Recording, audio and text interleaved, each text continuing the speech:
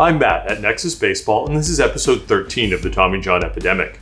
This series is a YouTube read of content from the book Plague of the Gods, an outsider's perspective on baseball's Tommy John epidemic, which is available now on Amazon. I decided to put this content on YouTube to make the material as accessible as possible. This series examines the science behind the most superhuman action the human body can produce, accelerating a baseball up to 100 miles per hour. As the scope of the Tommy John epidemic became evident in 2014, it became clear that the current approaches to injury prevention simply weren't working with elbow injuries.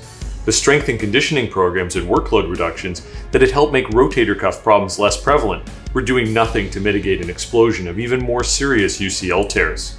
After the devastating period of 2012 to 14, where a record number of Tommy John surgeries were performed across baseball, MLB teams seemed to decide that further workload reductions were not the answer. The modern established season ranges of 160 to 200 innings for a starter and 40 to 60 innings for a reliever have remained the norm. These numbers have played out as recently as the 2018 season, with most of the top starters all seeing usages of approximately 200 innings, with only perennial Cy Young Award contenders in the 215 to 220 inning range, topped by Max Scherzer at 220 and 2/3 innings. Still anxious to avoid the perception of abuse, starting pitchers were continuing to be limited almost universally to 100 pitches as their maximum. Having now trained for years only to go 100 pitches a start on average, that was now their trained endurance level regardless. As of 2019, however, overall yearly workloads may still be declining, with teams building starting pitchers more slowly during spring training, with the aim of ensuring they are fresh for potential postseason action. Some analysts blame this trend for the slow starts of some pitching staffs in 2019, particularly the Boston Red Sox starting rotation. Instead of further significant reductions in workload, professional baseball instead has attempted to get a handle on the situation by reinvesting in greater analysis and evaluation. Building on the work by Tom House and ASMI decades earlier, all teams have developed some form of in-house biomechanics program. In 2017, for example, the Toronto Blue Jays launched their High Performance program, while the following year the Milwaukee Brewers invested $80 million in a new sport performance complex in Arizona. High-speed cameras and sensors slow down the pitching motion to a crawl, while analysts dissect each element of the delivery, looking for anomalies. Arm angles, landing forces, and arm and torso rotation are all measured. A new focus is on the pitch itself, looking at elements like spin rate of the ball and tracking the break or horizontal and vertical movement of the ball on its trajectory using computer analysis. This analysis is both to gather more data to assist in injury prevention and for increased performance. Teams in private independent pitching laboratories are going beyond the slow experimentation of the past to the high-tech determination of optimal grips and release points for each individual pitcher. While positive, this is a buckshot approach, with each team accruing data separately for their own competitive advantage. Baseball itself is coordinating several studies, but the grunt work and, importantly, access to the professional pitching staffs is firmly in the control of the individual teams.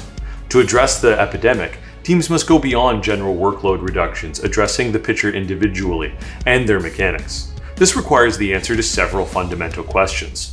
The first is whether all pitches thrown should be treated the same, or if the pitch type or velocity has an impact.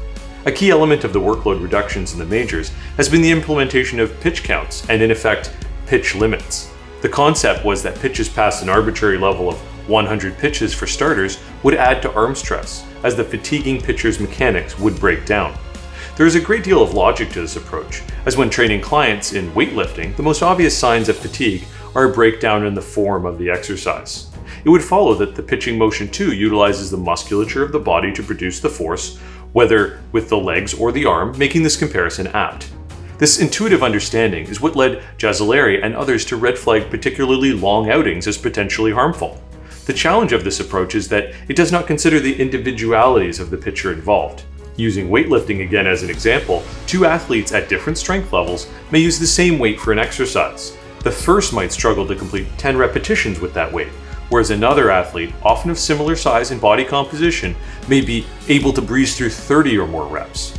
The performance of the athlete in a strength activity depends not just on their peak strength level, but also if their body is efficient at cycling away lactic acids that cause the burn of an exercise. their efficiency at targeting just the muscle groups in question, and finally, and most importantly, their efficiency at sending signals from their brain to their muscles to contract optimally, their neuromuscular connection. Likewise, competitive running gives the analogy of the sprinter versus the marathon runner. As the distance of the race decreases, the peak exertion level increases, all the way to maximum in events like the 40-yard dash. Comparing this to pitching, it would make sense that the shorter the outing, with similar levels of pitcher conditioning, that the level of energy output would increase. This can be immediately confirmed due to the large number of starting pitchers who, when converted to relievers later in their careers, saw significant increases in velocity on their fastball. Not needing to pace themselves for up to 7 innings, but instead throwing at max effort for 1, they would gain several additional miles per hour by throwing at more peak exertion. Joe Kelly, now of the Los Angeles Dodgers for example, saw an increase from 95.4 miles per hour in his average fastball velocity to 99 miles per hour in his average fastball velocity after converting to a reliever. Not all pitchers seem to possess the endurance level required to become a starting pitcher, leading to the development, particularly after 2000, of career relievers, who at least in the professional ranks were never starters. This ran contrary to earlier decades, where most relievers began their careers as starters and then converted to the bullpen when they became less effective at getting outs multiple times through the order. Returning our discussion to starting pitchers in the 100-pitch limit, it would make sense that depending on conditioning level, maximal strength, and efficiency of their motion, that no two starting pitchers' endurance levels would be identical. To be effective as a starter, one pitcher may have to throw at 80% effort on each pitch to pace themselves for the length of the game, while for others throwing 100 pitches at near maximal effort is relatively trivial. Watching different pitchers around the league, later in their starts, some are drenched in sweat, whereas others are bone dry. Not necessarily indicative of muscular failure, just a clue of the energy level being exerted and the efficiency of the body at recovering after each delivery. This can also explain why some starters like Nolan Ryan could throw maximum velocity after 160 pitches, while others would wane and see declining velocity or a more labored motion after less than half that number. Likewise, the pitch count also treats each individual pitch thrown, regardless of type or velocity, as equal.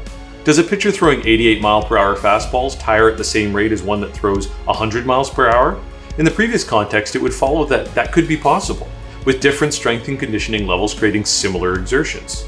It could also be that the pitcher throwing more slowly does not do so at maximal effort, expending significantly less energy on each throw. If a strong man in the gym could bench 300 pounds for 6 repetitions, they may only get 3 reps with 310 pounds.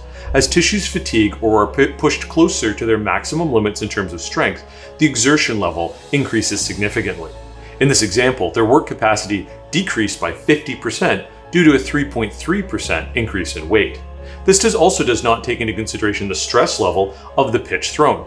When a pitcher is cruising through the lineup, their exertion level may be lower than if men are on base and every pitch must be thrown in the perfect spot at peak velocity.